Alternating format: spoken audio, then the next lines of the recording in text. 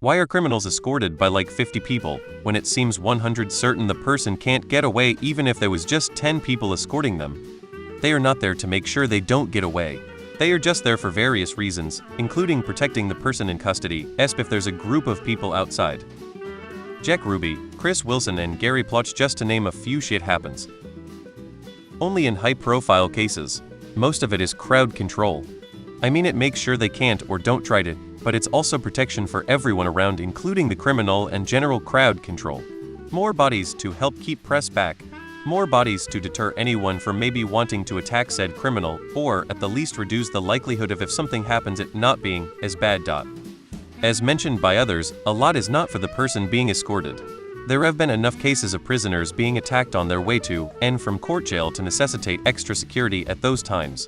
Also, being involved in an important case like this, even the smallest amount, can make your career, allow you to promote, or move into a more advantageous position. So everyone wants to be seen as being part of the case, just for that.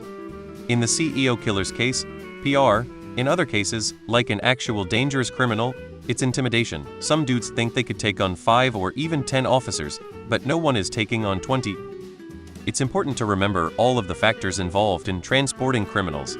Let's say it's a high-profile case, lots of media and onlookers. If someone tries to get away, it could be 3-5 people attempting to secure them. Then you need people to create a perimeter around the scene to keep the flood of media and onlookers back. This can take a lot of manpower. There's also the political factor. The showing of significant manpower shows that the brass is taking the situation seriously. It's for protection in both directions. Even though 10 sounds enough, depending on who the criminal is, there might be 20 armed people waiting for them to walk by, for example. Have you ever considered that part of the reason why associates of a criminal being followed by 50 men don't try to overpower the group and free their associate is because there are 50 men? Let's say there are only 10. A few armed guys can ambush 10 men, half of them are shot before they know what is happening, then the other half are shot in the ensuing panic, and their boss goes free. Go after 50 armed men and sure you will kill some, but you are all going to die and your boss isn't going to go free. He may even be killed in the chaos. In the real world, the kill-stats ratio doesn't really matter.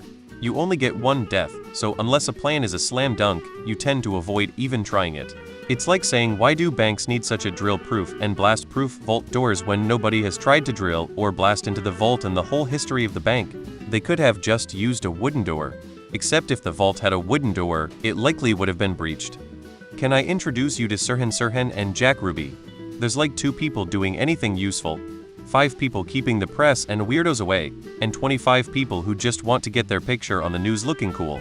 Seriously, just announce the news is here and we're going to do something cool in any office and 50 dudes will turn up to help.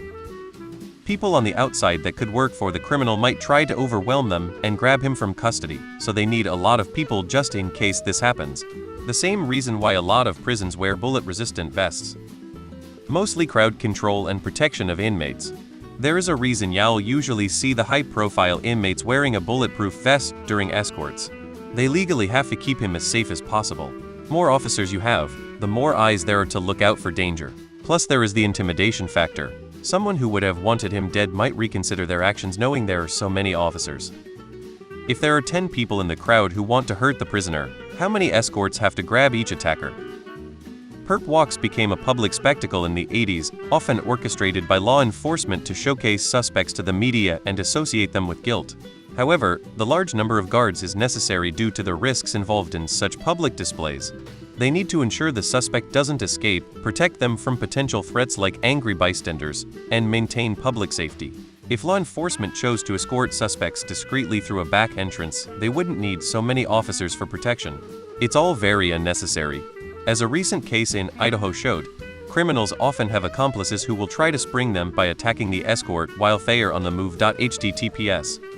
Imagine how embarrassing it would be if he did get away though. If he saw a momentary gap in the wall of guards, a couple of them got momentarily distracted, and he just legged it and escaped again. It probably won't happen with 10 guys around him. But I feel like if I was in charge of the escort, and I had the option of using 50 guys, I'd go for it. It is for show and so the extra cops can feel important too. It also allows for a certain amount of the protection to engage with people who would try to free or harm the prisoner and still have enough protection to make sure nothing else happens.